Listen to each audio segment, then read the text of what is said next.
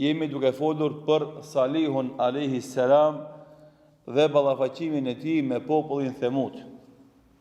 Akoma jemi në surën A'raf, në ajetet 73, 79, ku Allahu Dhu Xhelal ka pru një pjesë të ndodhive që ka ndodhur mes Salihut a.s. dhe popullit të tij. Një pjesë të këtyre ajeteve sqaruam në mësimin e kaluar, që sot me lejen dhe ndihmën e Allahut Dhu Xhelal të vazhdojmë aty ku e kemi lënë. Ajeti i fundit që folëm rreth tij ishte ajeti 74, ku Allahu Dhu Xhelal u përkujtoi atyre dhuntit e tij të shumta dhe begatit e mëdha me të cilët i kishte ndëruar ata. Realisht ajetin 74 dhe ajetin 75 i fundit. Në ajetin 74 tha Allahu Dhu Xhelal: "Wadhkuru idh ja'alakum khulafa'a min ba'di 'adin wa bawwa'akum fil ardi tattakhidhuna min suhuliha qusura wa tanhituna al-jibala buyuta fadhkuru ala Allahi wa la ta'thaw fil ardi mufsidin." Kujtoni kur Allahu ju bëri juve zëvendës ose mëkëmbës të tokës pas Adit. Ju dha juve pushtet mbi tokë, e luginat e vendit ku jetonin ndërtonit në to pallate, e në kodrinat gëdhenin në to shtëpi. Kujtoni këto dhundit e Allahut dhe mos bëni fesat në tokë. Edhe përmendëm një fakt që mendoj se ja vlen me përmend.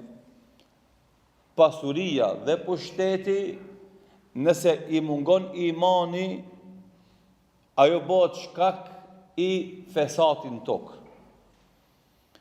Edhe andaj duhet me qenë shumë të vëmendshëm ne besimtarët që të mos e marrim pasurinë dhe pushtetin në llogaritë e imanit.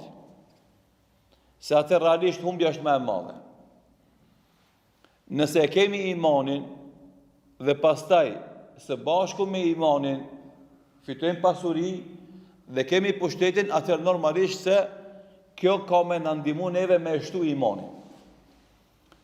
Imani jon, i cili na çon neve me fal namazin, me kriju obligimet e Zotit, dhe pastaj kur ne e shtojmë pasurinë, imani na çon me dhënë zeqatin e pasurisë dhe sadakat me pasurinë tonë, na e shton imanin. Nëse neve na jepet pushteti dhe me atë pushtet na i udhëzojmë njerëzit, sjellim drejtësi mbi tokë, u sigurojmë njerëzve jetë fisnike, jetë të ndershme, atëherë se vapi në çdo njeriu që është në pushtetin tënd dhe që ai jeton me dinjitet, me fisnikëri, e ki edhe ti dhe kjo ta shton imanin.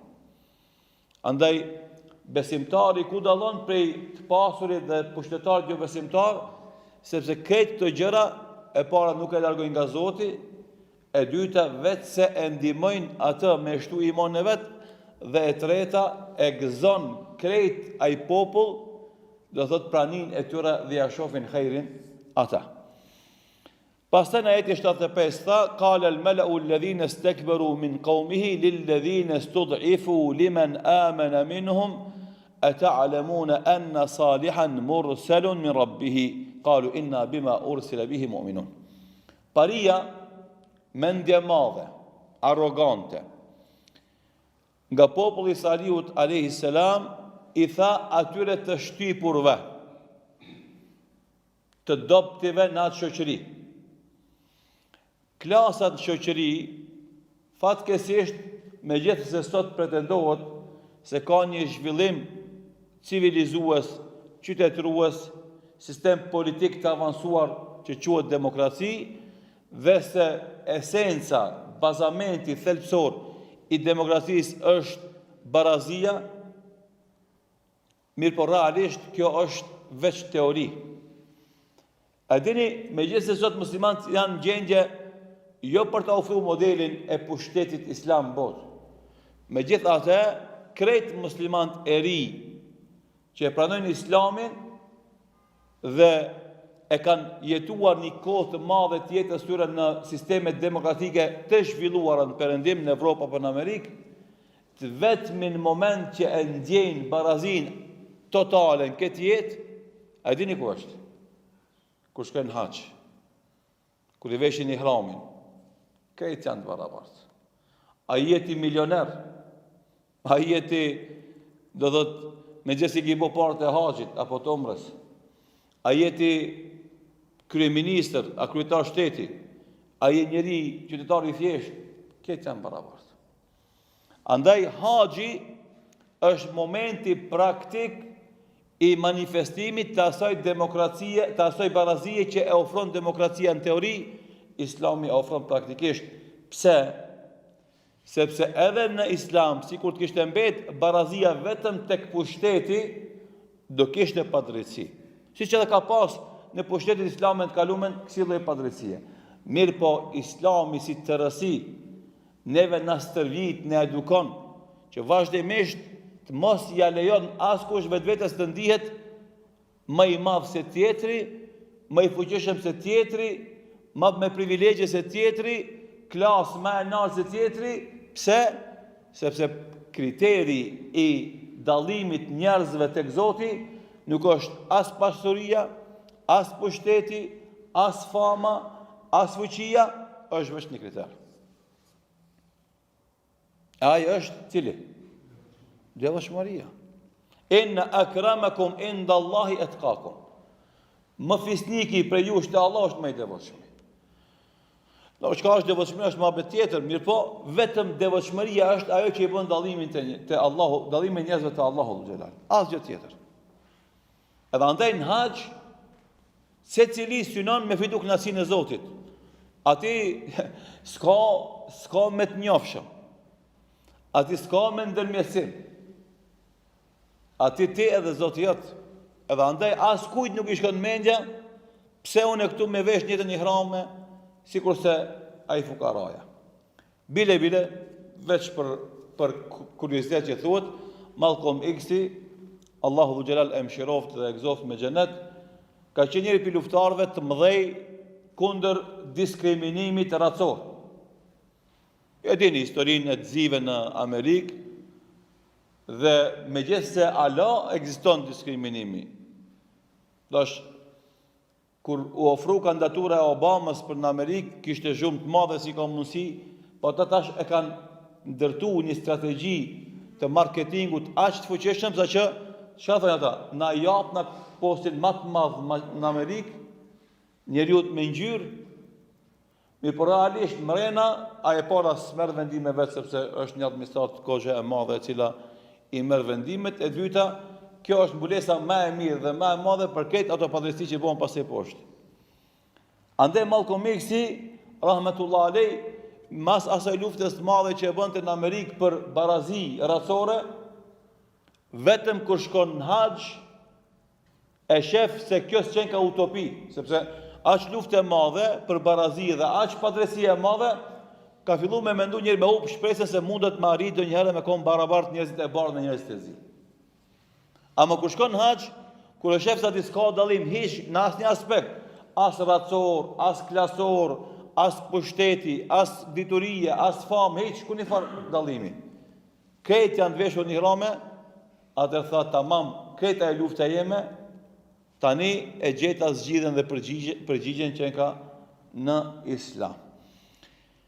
Dhe deshtëm apo nuk deshtëm, edhe sot dahen njerëzit në shtresa, bile shtetet.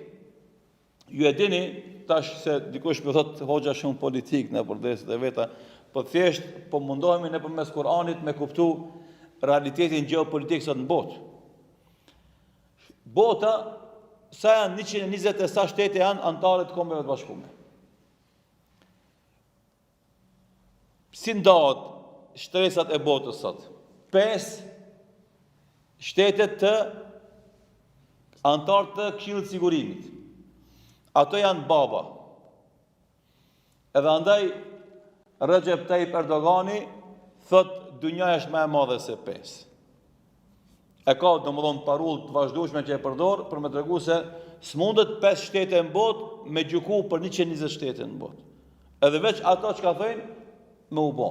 Edhe atë me unanimitet, për ndryshe nëse ka një një vot që bën veto, që kundërshton, domethënë nuk ka mundësi mu marrë vendimi. Kjo është një nivel.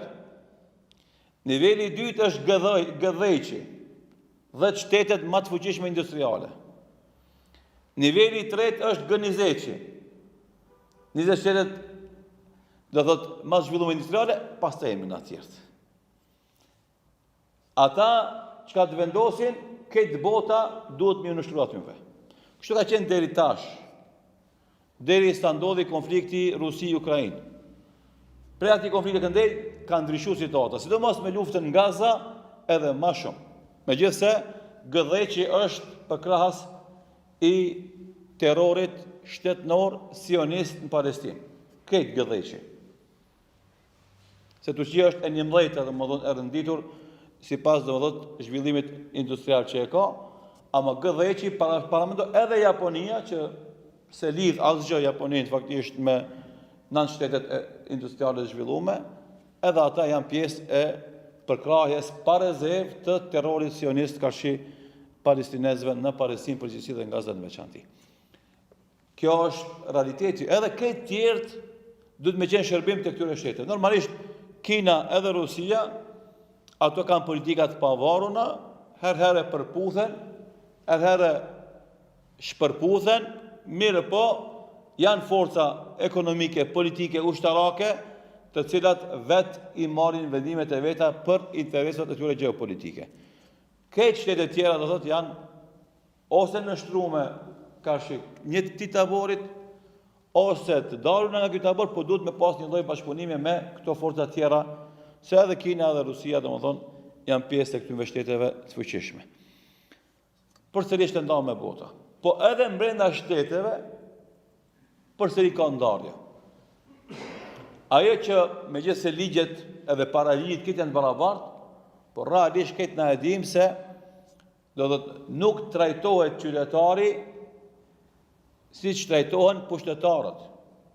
Ata kanë privilegje, ata kanë benefite, për ata ka amnesti dhe falje dhe do thotë falje për gabimet që i bëjnë, kurse qytetari thjesht duhet ta vuan, duhet ta domethënë të zbatohet dhe ekzekutohet ligji ndaj tyre. Do shtesat ekzistojnë, deshëm apo nuk deshëm, andaj ne të gjithë, shtresa e shtypur, shtresa e mesme, nuk ka mundësi me ushqy shpirtin e vet dhe mendjen e vet për të rezistuar padrejtësitë që i bën përveç se me besim në Allahun xhelal dhe me veprim sipas udhëzimeve të Allahut subhanahu wa taala. Pra kjo pari arrogante, mendje madhe, i tha këtyre të shtypurve që ishin besimtar, e ta'lemune enne salihan murselun min rabbi, a e din ju se Salihu është i dërguar nga Zoti i vet, qalu inna bima ursila bihi mu'minun, po na krejt asaj me cilën e ka dërguar Allahu i besojnë. Kjo është ajo puna që duhet me pas besimtari dhe këtë na folëm në mësimin e kaluar, duhet me qenë i bindun, i paluhatshëm, krenar për islamin e tij. Se vetëm këta burra me këtë bindje të paluhatshme mbi islamin kanë mundësi me mbet stoikisht dhe me qëndru të paluhatshëm në islam për skejt të gjitha turistnive dhe presioneve që i bëhen. E shohim na nga jeta e përditshme vazhdimisht çdo ditë si jo të gjithë kanë fuqi me rezistu presionin. Edhe presionet u vijnë njerëzve pas një studimi psikofizik të tyre, dikujt i vijnë si kërcënime, edhe ai friksohet, e dorëzohet, e nështrohet, e dikujt i vijnë si oferta, benefite dhe joshje, e ai mashtrohet, dorëzohet dhe nështrohet, dhe i gjendet mënyra se si të përkulen njerëzit e të nështrohen ata. Dikush shpjegohet nga vdekja, dikush shpjegohet nga rresku, edhe i gjendet metoda për mundësu. Besimtari i vërtet nuk nështrohet në asnjë rast zullumit dhe padrejtisë, sepse e din se rresku i tij është dorë Zotit dhe se ejeli i tij është caktim Zotit. Edhe kjo e bën atë të paluhatshëm edhe e bën stoik, pastaj e din se çka do që i ndodh në rrugë të Zotit, Allahu Dhul Xhelal me tek ja ngrit atij pozitën në xhennet. Çdo lëndim, çdo lodhje dhe mundim që të godet ty në rrugë të Zotit, Allahu me te ta ngrit pozitën tek ai subhanahu wa taala. Shifne, kur i tham këtë fjali, e kam parasysh se neve, Allahu Dhul Xhelal sigurisht, pasi që e din mirë imanin ton, nuk na ka sprovuar me sprova të rënda. Mirë, për momenti që dikush për neve sprovohet, den shesh e vërteta e imanit ton që kemi mrena. Ai që ka bindjen e fortë në zemrën e tij tregon se çfarë imani ka, dhe ai që ka mungesë të bindjes së fortë në zemrën e tij del se çfarë imani ka. Që e puna e zjarmit. Kur e merr arin edhe e qet me shkrin zjarm. Del ari i vërtet për atij që është fals. Dallohet. Edhe sprovat janë ato që neve na dallojnë. Gjithve, mu që flas, edhe ty që dëgjon. Këtë neve na qet në shesh se çfarë mall jemi. Sa jemi original, sa jemi fals, sa jemi me vlerë, edhe sa jemi bërllok. Sprovat. Dhe për këtë shkak, na nuk duhet me kërku sprovimin, ama duhet me kuptu se pa u sprovu dikush prej neve, nuk mundemi na me gjuku se sa është burr i madh e burr i mirë ai person. Pasi që sikur të thash, fatkeqësisht na jemi dëshmitar të rasteve kur njerëzit shfaqen që janë shumë të ditur, shumë të devotshëm, shumë aktiv në shërbimin e Islamit, pas një kohe dash se një sprovë e vogël e ka gjunjëzu edhe e ka nënshtu atë. E këta besimtarët e shtypur, që ishin kapur imanin dhe kishin kuptuar se vetëm imani mundet m'u ndihmu atyre për dy gjëra. E para, për mi mbrojt nga presioni i këtyre mendjemdhëjve arrogantëve, dhe e dyta më u shndrur në fuqi për me te i kalu këtë situatë dhe me ndryshu atë. Ata ishin të bindur me një bindje të jashtëzakonshme kur thanë: Inna bima ursila bihi mu'minun, ne krejt asaj me të cilën Allahu e ka dërguar Salihun i besoj. Nuk kemi kur një farë dyshimi, domethënë në atë që Allahu Dhul Xhelal ja ka dërguar Salihut. Do thotë besim i paluhatshëm, i bindur, dhe normalisht kështu do të më qenë besimtari në jetën e tij.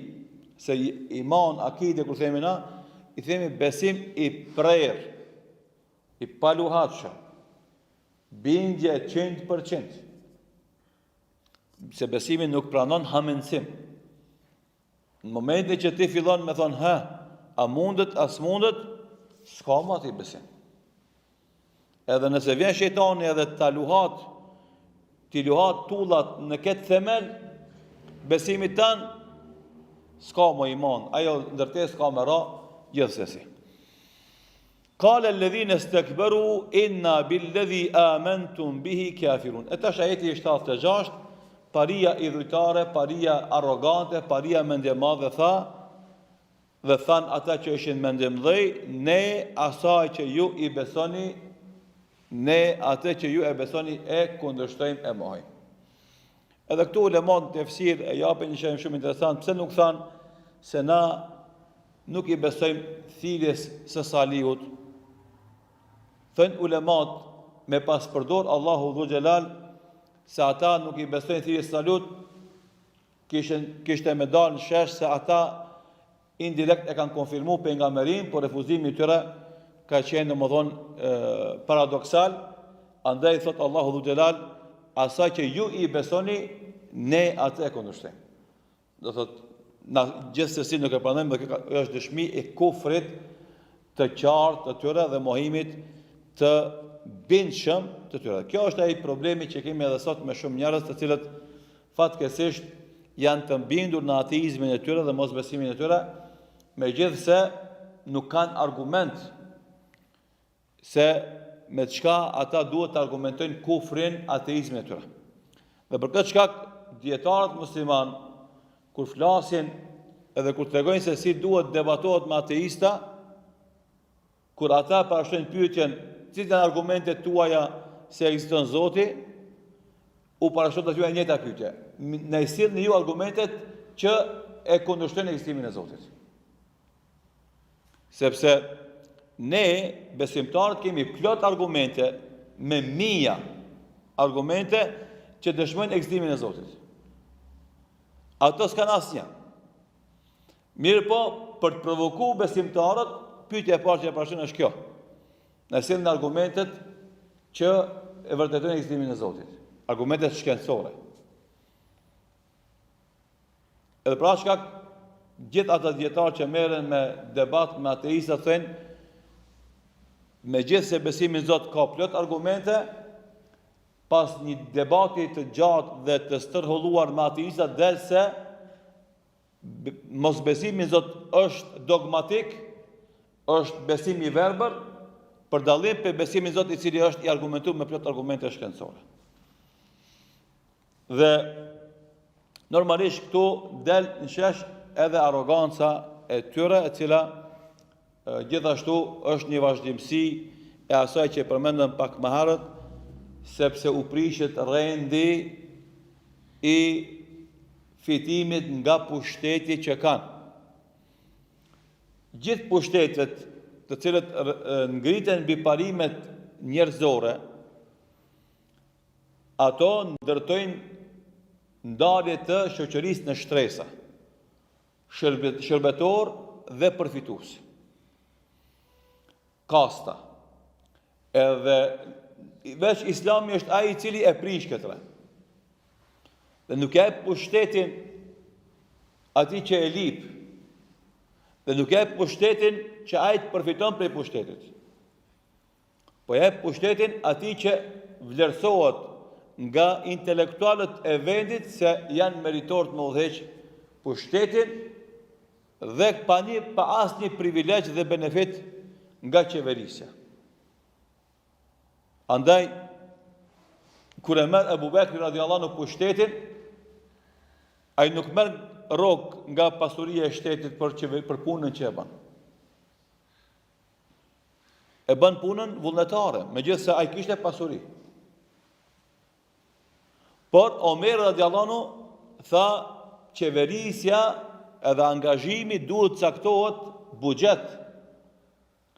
Po jo të jetë buxheti i ministrit, kryeministrit, kryetarit shtetit, aparatit shtetënor, ministrive, deputetëve në parlament, të jetë shumë më i lartë në mënyrë të pabarabartë me pagat ose harxhimet që i ka qytetari i thjeshtë.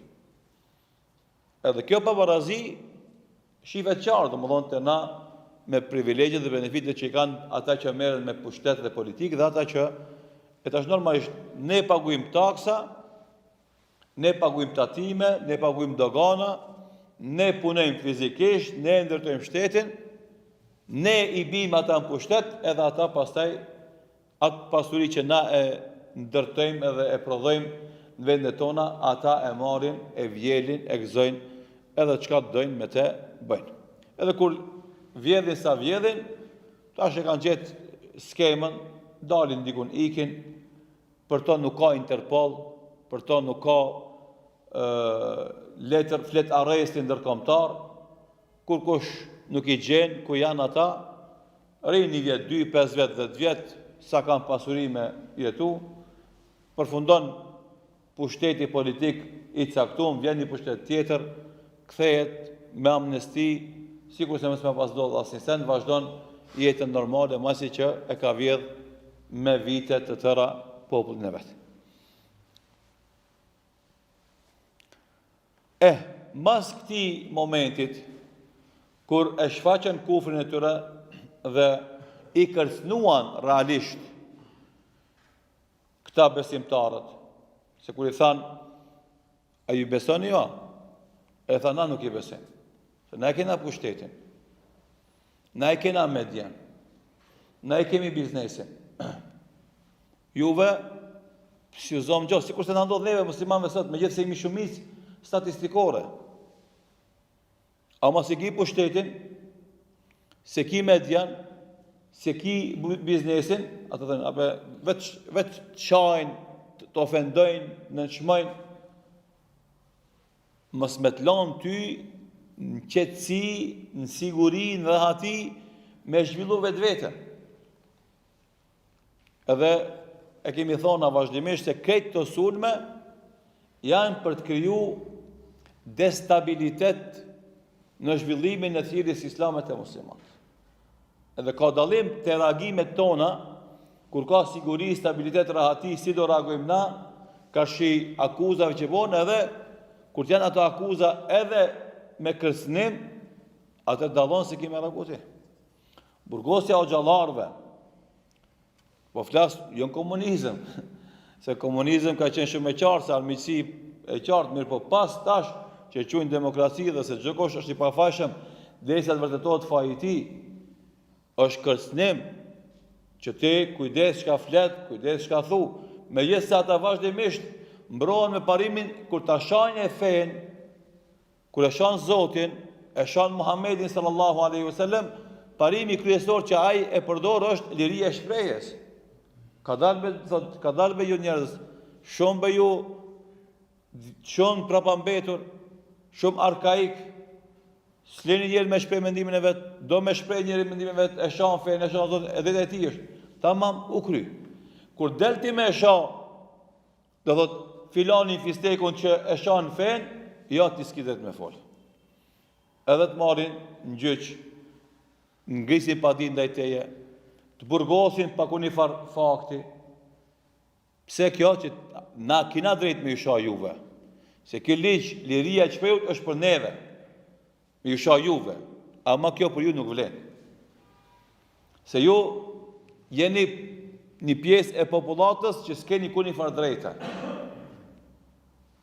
Ani se paguni taksa, ani pse kontriboni për zhvillimin e shtetit, ani pse valipin votat na dhe bëjmë qefet, valim kryet me akull para zgjedhjeve, e ju mashtrojmë me na votu neve, ama drejta e vajzave me shamia shkolla e shohim. Allah si ka ardhëreni. Apo nuk është ligj, është vendim administrativ, nuk ka nevojë shumë filozofi. Vetë ministri ka fuqi, ka të drejtë me hekat vendim administrativ. Po ashtu është, ama ta shohim pak më vonë. E shtyn edhe një mandat. Vite shkojnë. E i lanë muslimant më marrë me çështje bazike. Edhe ai prodhon stres për çdo ditë, se çdo ditë familjet muslimane kanë fëmijë të ri, të rrit. Edhe çdo kujt i kthehet problemi. Dikush e ka pas 6 vjet, dikush e ka pas vjet, dikush e ka pas veç me kriju stres te muslimanët, edhe muslimanët mos me leju me mendu për një kontribut pak më të madh në shërbim të vatanit, në shërbim të popullit, në shërbim të shoqërisë i tëjmë na. Dhe prej teorisë e kërcënimeve teorike, mediatike që i bëjnë ta jo besimtar me ndjemdhej, kalon në veprim konkret. Në ajetin 77 thot Allahu dhu xhelal fa aqaru naqata wa atau an amri rabbihim wa qalu ya salihu itina bima ta'iduna in kunta min al mursalin. Ata e mbytën devën dhe u treguan rebel ka shi urdhnit Zotit tyre dhe than o Salih, sille sa ma shpejt kërcënimin që ne e bëshe neve nëse jeti i dërguar i Allahut subhanahu wa ta'ala.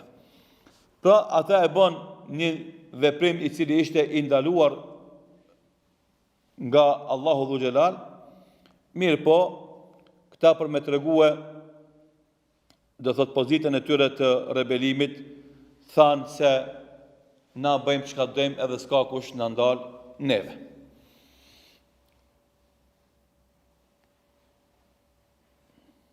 Normalisht këtu den shesh mburave cllëku i tyre. Edhe kështu zakonisht sillen këta njerëz. Shife, trimnia, heroizmi den shesh kur ballafaqohesh me armikun tan të vërtet. Armikun tan shekullor. Armikun tan agresor. Ama me tregu heroizëm e fuqi ndaj vllaut tan, ndaj njerit që është nga populli jot, kjo është mburravecllëk, ose në gjuhën shqipe i thënë mburrësi. Se mburrje është kuptim pozitiv. Mburrësi ose mburravecllëk është me kuptim negativ, është mburavesi që e shoqëron kriminalin, mëkatarin. Do thotë, tash ti pse ki pushtetin dhe fuqin, e bën këtë hap edhe këtë vendim me tregu se ti çka të duhesh bën, edhe s'ka kush del karshiteje, është manifestim domethënë i këtij rebelimi të cilin e bëjnë kriminalët jo besimtar, zullumqar vazhdimisht në historinë e njerëzimit. Pra rebelimin e tyre e përshkuan, do thotë pa e përfillur. Wa aqaru an-naqata wa atau an amra bihim. E mbytën devën dhe e kundërshtuan urdhën e Allahut pa kurrë farë përfillje ndaj këtij grupit besimtarëve që ishin me Salihun alayhis salam. Që të delë në shesh mburësia e tyre dhe për të përshkruar, që është elementi shmëndësim, ndjenjat e tyre psikike gjatë këtij veprimi. Do këta janë të pa i karok panika, edhe janë të e pa se argumente që i kanë përdorur për të kundërshtu thirrjen e Salihut janë të yshterë, dhe se thirrja e Salihut megjithëse se shkon ngadalë, po është duke ushtri gjëra gjatë të vendit. Dhe më e madhe se këtë kjo është se ata që e pranojnë besimin janë të paluhatshëm. E kjo është një çështje vëllazënishëm është më rëndësishme se lidhen sendet. Që ndoshta miki më thon pak më herët e ku kishte vendin, po sprish punë. Ajo që i pengon botës në përgjithësi është kjo. Si ka mundësi që 200 vjet luftë pa ndalur kundër Islamit, 200 vjet, të plota e më shumë. Do thotë shekulli 18 e 19 sigurisht edhe shekulli 20. Po merret i gjysmën e shekullit 18, 19-in të tërin, 20-in të tërin, tash kemi 21-shin e mes e kalum 15-ën. Do thotë më shumë se 2 shekuj luftë e vazhdueshme në të gjitha format e mundshme. Pra asaj klasike të kolonializimit, deri ajo ideologjike me kapitalizëm dhe komunizëm, deri te ajo tashme neoliberalizëm, edhe rikthim të kolonializimit ekonomik. Po dikon edhe ushtarak.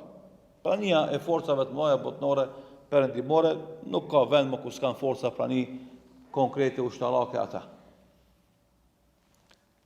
Edhe çka ka qenë qëllimi? Zhbërja e Islamit.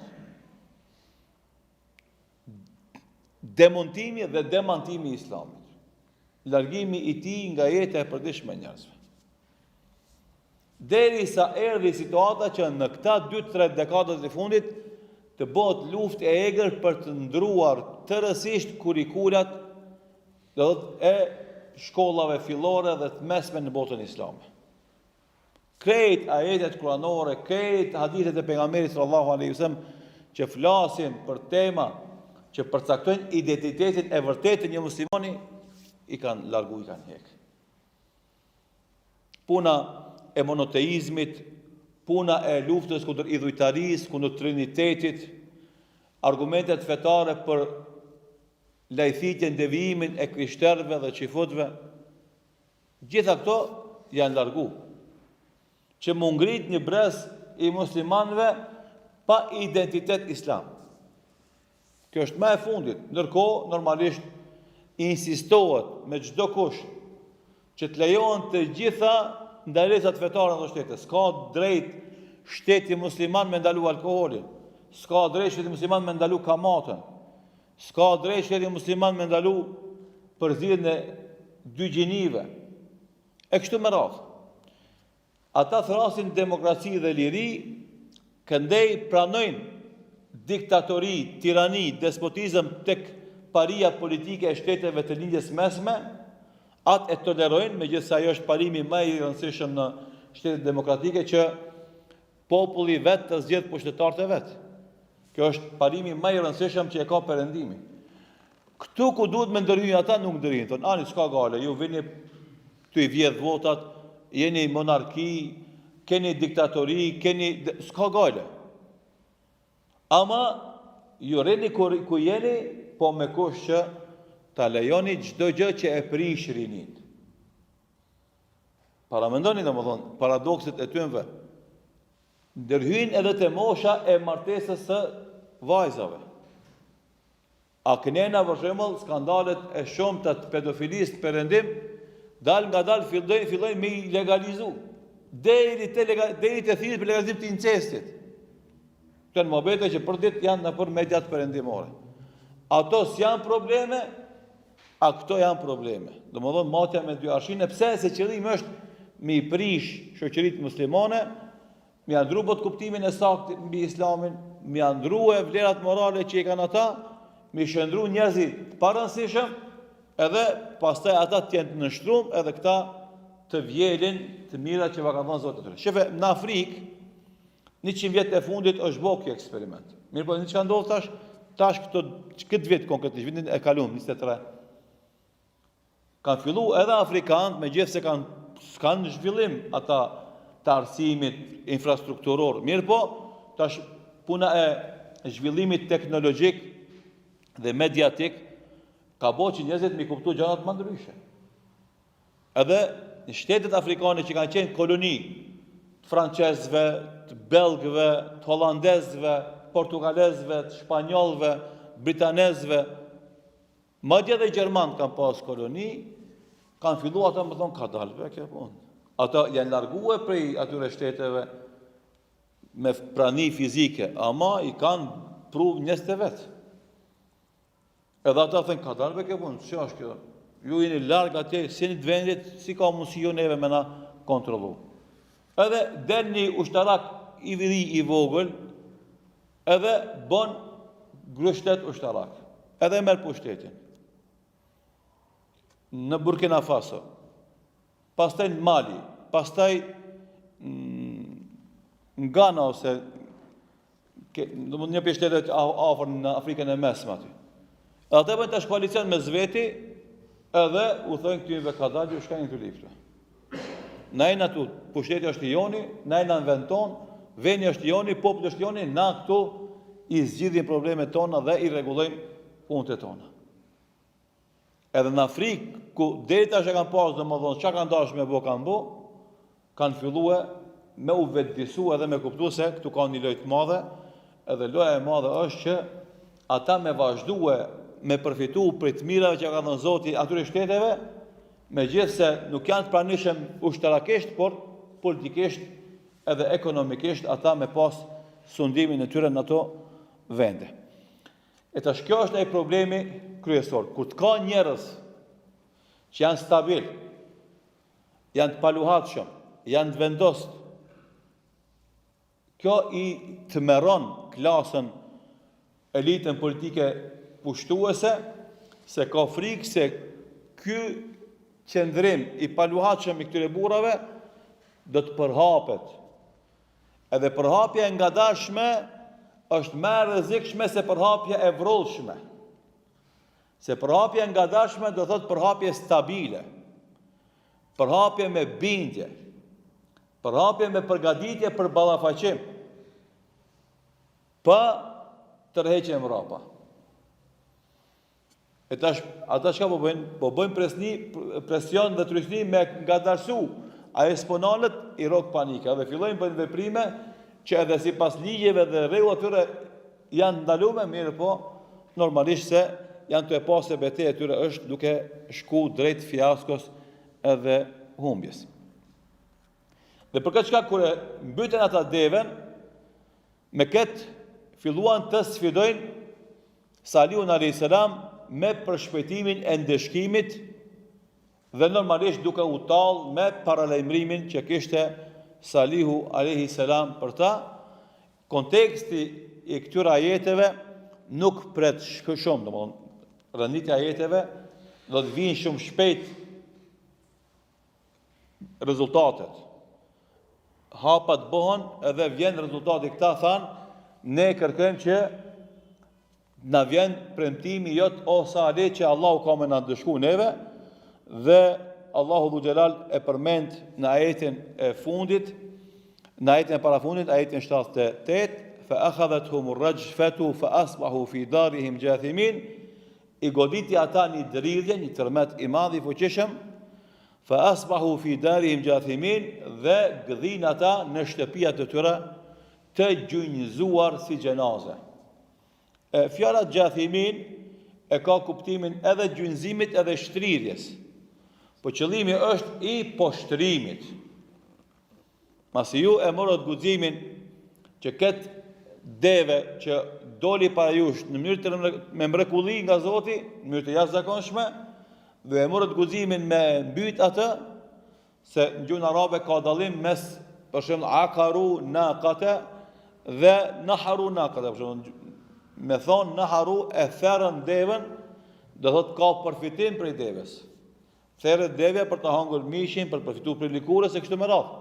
Ama këtu thanë e mbytën devën, se kishin qëllimin me therr për me hangër, me fitu, po për me mbyt, mi kallëzu Saliut alisam se na aq jemi arrogant, aq jemi rebel se që nuk duna me pranu asnjë argument tani. Këta kur e bënën këtë gjest dhe kërkuan ndëshkimin që pa kishte paralajmëruar Saliu, u erdh ky ndëshkim më njëherë dhe tha Allahu xhall fa akhadhatuhum rajfata, i kapi ata një tërmet, një dridhje, një tërmet i madh, fa asbahu fi darihim jathimin, dhe ata mbetën të poshtruar, të vdekur në shtëpiat e tyre. Dhe kjo është fundi i vllazni i gjithë jo besimtarëve kriminal me ndjemdhej, fundi i cili të cilit s'ka mundësi me i shpëtu askush, pa marrë parasysh sa ka forcë, do të thotë ai njeri, dhe kjo është ajo që njerëzit mashtrohen me forcën e tyre dhe mendojnë se forca ekonomike, forca politike, forca ushtarake ka më ju ndihmu atyre. Kështu kanë menduar edhe jahudit në Palestinë, Gaza. Kanë menduar se na kemi forcë ushtarake, kemi tankse, kemi topa, kemi aeroplana, kemi satelit, kemi drona, kemi anije aeroplan mbajtës, kemi krejt. Qa kemi na s'kan kurkush. Mirë për luftat nuk bëhen vetëm me armë. Vetëm me armë. Luftat bëhen me ushtar edhe me armë. E i pari është ushtari, e dyta është arma. Nëse ti ki armë bollok e s'ki ushtar, arma vetë nuk lufton. Nëse ki ti ushtar boll e armë s'ki, luftari lufton edhe pa armë, normalisht vetëm se shkojnë ma shumë viktima edhe i duhet ma shumë kohë. E me konë ushtari i mirë edhe armë me pas të mirë, atë normalisht shkon edhe shpejt, edhe let, edhe mirë. E kjo është logjika, do më thonë, e qafirave, jo besimtarve.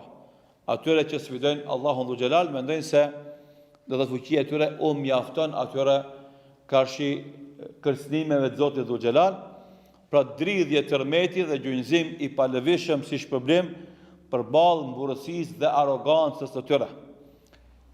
Dridhja tërmeti sjell trishtim.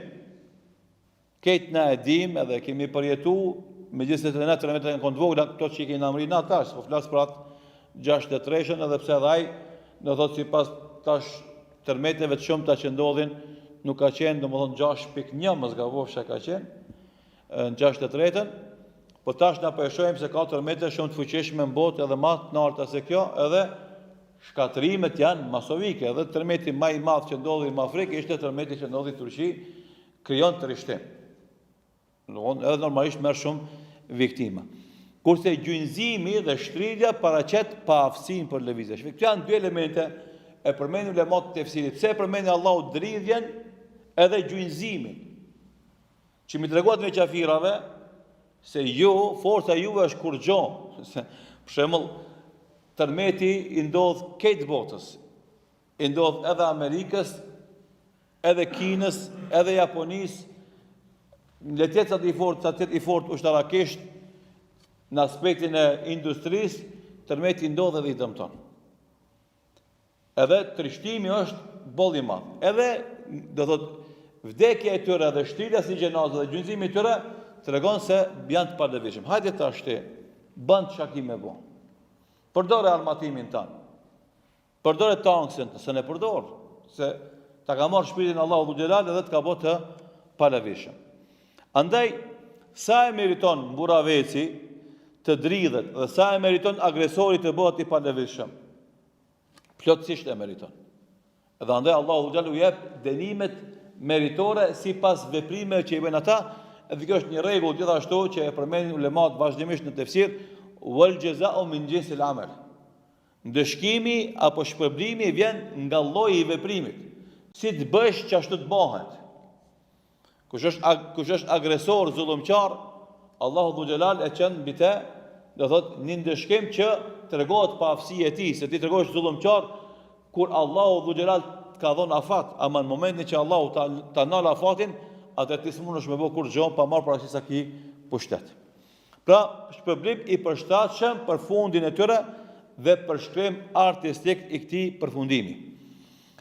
Ande konteksti i ajeteve e la këtë popull në këtë pamje. Shifë, kjo është shumë e bukur, edhe në kur lexova në tefsir, thash subhanallahu, din Allahu ku t'jap dikujt kanë me lexu Kur'anin edhe me qasje artistike, stilistike, nxjerr sende shumë të habitshme.